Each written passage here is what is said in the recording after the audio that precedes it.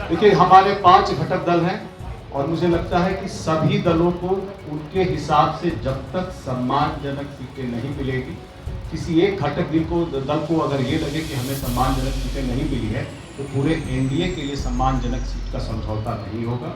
मेरी इसी बात में आपकी जो बात का जवाब है और साथ में आशा है आप लोग भी समझदार हैं, बहुत सारी चीज़ों को समझेंगे।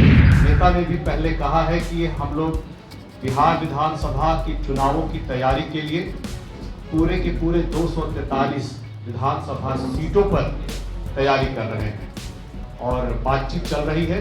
एक बार बातचीत जब सकारात्मक हो जाएगी, सारे घटक दलों के बीच सहमति बन जाएगी, तो इसकी जानकारी भी आप सभी को देंगे। तेजस्वी जी ने तो पहले ही कल ही शायद उन्होंने कोई ऐसा बयान दिया है जिसमें उन्होंने कहा है, उन्होंने बयान दिया है जहां पर उन्होंने ये कहा है कि हम किसी को उड़ा देंगे, ऐसी यात्रा से क्या क्या उड़ गया।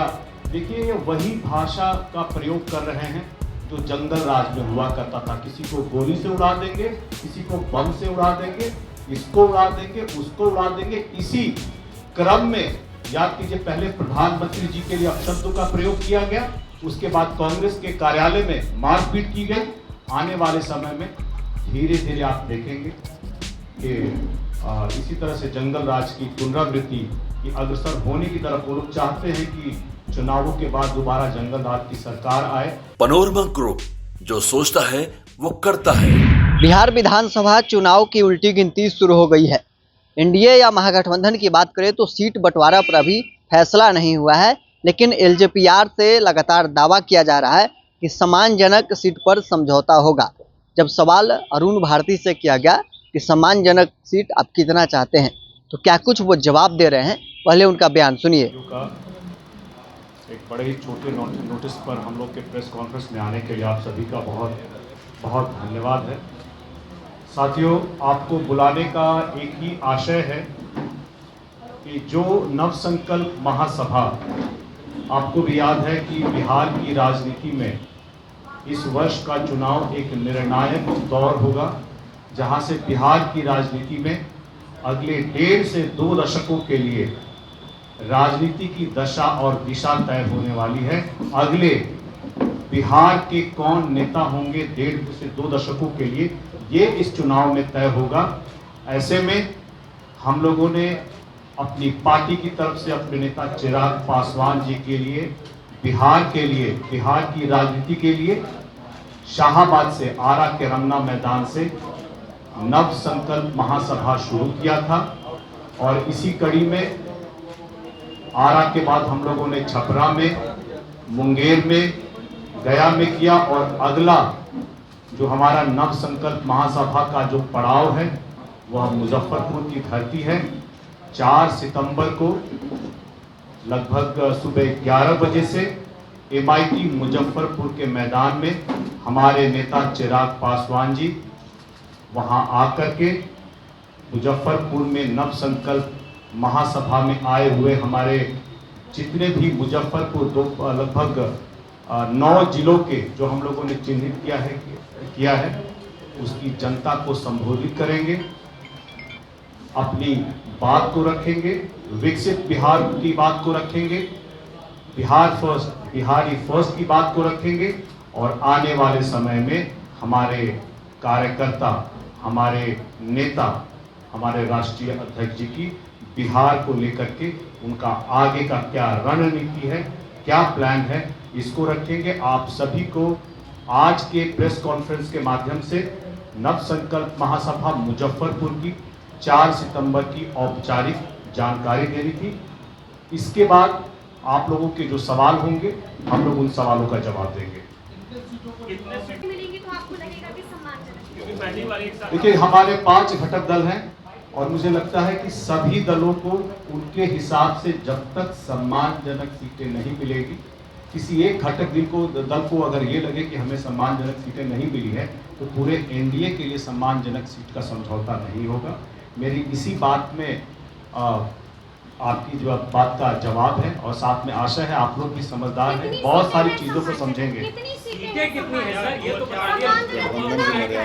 चिराग पासवान 30 सीट 25 सीट की बात हो रही है। अभी तक मैंने पार्टी की तरफ से पार्टी की कोई औपचारिक संख्या सीटों की नहीं है। हम लोगों ने भी अपनी तरफ से जो कहा है, अपनी बातों को व्यक्तिगत तौर पे रखा है। जब तक गठबंधन के अंदर, क्योंकि देखिए मुझसे बड़े नेता हैं जो इसको गठबंधन की सीटों के बारे में तय करेंगे, जब तक उनके बीच ये तय नहीं हो जाता है, मेरा इस बारे में कोई भी आंकड़ा देना, कुछ भी कहना सही नहीं होगा। 43 सीटों में भी काम चल जाएगा। आपकी बात का जवाब मेरे ट्वीट में और मेरे बयान में पहले ही दिया हुआ। संस्थापक स्वर्गीय रामविलास पासवान जी हम लोगों के सबके बीच मौजूद थे। तब से लेकर के आज तक हमारी पार्टी, चाहे वो लोक जनशक्ति पार्टी थी या लोक जनशक्ति पार्टी रामविलास, कभी भी जनता दल यूनाइटेड के साथ हम लोगों ने बिहार विधानसभा ही नहीं, कोई विधानसभा का चुनाव साथ में नहीं लड़ा है। ऐसे में इसका एक अपवाद मात्र झारखंड हो सकता है, लेकिन बिहार विधानसभा के किसी चुनाव में हम लोग जनता दल यूनाइटेड के साथ चुनावी मैदान में नहीं उतरे हैं। ये हम लोगों के लिए एक इतिहास ही होगा, तो पूरे बिहार चुनाव में ऐतिहासिक होगा कि लोक जनशक्ति पार्टी रामविलास और जनता दल यूनाइटेड एक साथ विधानसभा के चुनाव में उतरेंगे। आपको याद होगा कि 2015 में हम लोग 43 सीटों पर एनडीए के घटक दल के रूप में चुनाव लड़े थे। 2020 में हम लोगों ने 137 सीटों पर अपने उम्मीदवार उतारे थे। ये मेरी व्यक्तिगत राय है, ये मेरे नेता की राय नहीं, मेरी व्यक्तिगत राय है कि हमारी पार्टी के लिए कोई भी सम्मानजनक समझौता इन्हीं 2 सीटों के आंकड़े के बीच में होना चाहिए। 2024 के चुनाव में राहुल गांधी इसी तरह से उत्तर प्रदेश, आपको सवाल सही से फ्रेम करना पड़ेगा। हमारे नेता ने भी पहले कहा है कि हम लोग बिहार विधानसभा की चुनावों की तैयारी के लिए पूरे के पूरे 243 विधानसभा सीटों पर तैयारी कर रहे हैं और बातचीत चल रही है। एक बार बातचीत जब सकारात्मक हो जाएगी, सारे घटक दलों के बीच सहमति बन जाएगी, तो इसकी जानकारी भी आप सभी को दे दी जाएगी। पार्टी जी राहुल गांधी, तेजस्वी यादव लगातार, तेजस्वी जी ने तो पहले ही, कल ही शायद उन्होंने कोई ऐसा बयान दिया है जिसमें उन्होंने कहा है, उन्होंने बयान दिया है जहां पर उन्होंने ये कहा है कि हम किसी को उड़ा देंगे, ऐसी यात्रा से क्या क्या उड़ गया। देखिए, ये वही भाषा का प्रयोग कर रहे हैं जो जंगल राज में हुआ करता था। किसी को गोली से उड़ा देंगे, किसी को बम से उड़ा देंगे, इसको उड़ा देंगे, उसको उड़ा देंगे। इसी क्रम में याद कीजिए, पहले प्रधानमंत्री जी के लिए अपशब्दों का प्रयोग किया गया, उसके बाद कांग्रेस के कार्यालय में मारपीट की गई। आने वाले समय में धीरे धीरे आप देखेंगे कि इसी तरह से जंगल राज की पुनरावृत्ति की अग्रसर होने की तरफ वो लोग चाहते हैं कि चुनावों के बाद दोबारा जंगल राज की सरकार आए। लेकिन हम लोगों को ये प्रयास करना है, बिहार की जनता को सोच समझकर यह प्रयास करना है कि जंगल राज की पुनरावृत्ति दोबारा बिहार में ना हो। लेकिन किसी पार्टी दफ्तर में बीजेपी के, देखिए, वहाँ पे घटनास्थल पे धूम नहीं मैं, लेकिन मुझे ये जरूर पता है कि अगर कोई भी मुझसे संवाद करने के लिए आएगा तो मैं कोई भी प्रतिकार करने से पहले उसकी बात को अवश्य सुनूंगा। और मुझे लगता है कि अपनी बात को रखने के लिए हमारे एनडीए के घटक, सबसे बड़े घटक दल के लोग गए थे, लेकिन मारपीट की शुरुआत कांग्रेस की तरफ से की। बात रखते थोड़े प्रदर्शन करने गए थे, कांग्रेस मुख्यालय में घुस गए, गाड़ियों का शीशा फोड़ दिया। देखिए, पहली बार नहीं हो रहा है कि कोई पार्टी प्रदर्शन नहीं करती है, लेकिन मुझे पूर्ण उम्मीद है कि जंगल राज वाले लोगों की तरफ से ही इसकी शुरुआत की गई होगी। सीट शेयरिंग पे कि वोट अधिकार यात्रा जो राहुल गांधी निकाल रहे हैं, इससे जनता के बीच में बहुत ज़्यादा फर्क नहीं पड़ रहा है कि कोई भी यात्रा को सफल होने के लिए जरूरी है कि वो जन आंदोलन बने। ये सिर्फ और सिर्फ राहुल गांधी और तेजस्वी जी की यात्रा बन करके रह गई है, और ऐसी यात्रा जिसमें प्रधानमंत्री जी के लिए अपना नैरेटिव चलाने के लिए, जनता के बीच में भ्रम फैलाने के लिए, अगर उनका नैरेटिव नहीं चल पाता है, जनता के बीच उनका भ्रम जाल नहीं चल पाता है, तो ऐसे में प्रधानमंत्री जी के लिए अपशब्दों का प्रयोग करते हैं। आपको याद होगा, इसी बात को एक साल पहले लोकसभा चुनाव 2024 में भी तेजस्वी यादव जी का मंच था जमुई लोकसभा चुनाव में, उनके ही मंच के सामने से हमारे नेता चिराग पासवान जी के लिए भी अपशब्द कहे गए थे। तो ये उन लोगों का इतिहास रहा है, संस्कृति रही है, और आप जंगल राज के नेताओं से राजनीति में शुचिता का क्या उम्मीद उनसे नहीं कर सकते हैं। और मुझे लगता है कि यहाँ पर राहुल गांधी जी और तेजस्वी जी जिस तरह से यात्रा कर रहे हैं, यहाँ आकर के जनता के बीच में अपना नैरेटिव और भ्रम फैलाने का काम कर रहे हैं।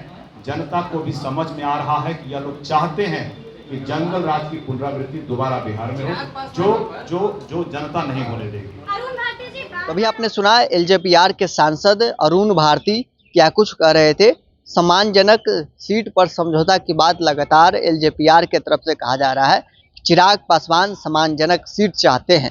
अरुण भारती से जब सवाल किया गया कि कितनी सीट सम्मानजनक होगी, इस पर क्या कुछ उनका कहना था वो आपने सुना है। साथ ही उन्होंने राहुल गांधी के बिहार में जो यात्रा कर रहे हैं उस पर क्या कुछ कह रहे थे वो भी आपने सुना है। बहरहाल इस क्रम में इतना ही। आप बने रहे न्यूज़ 4 नेशन के साथ।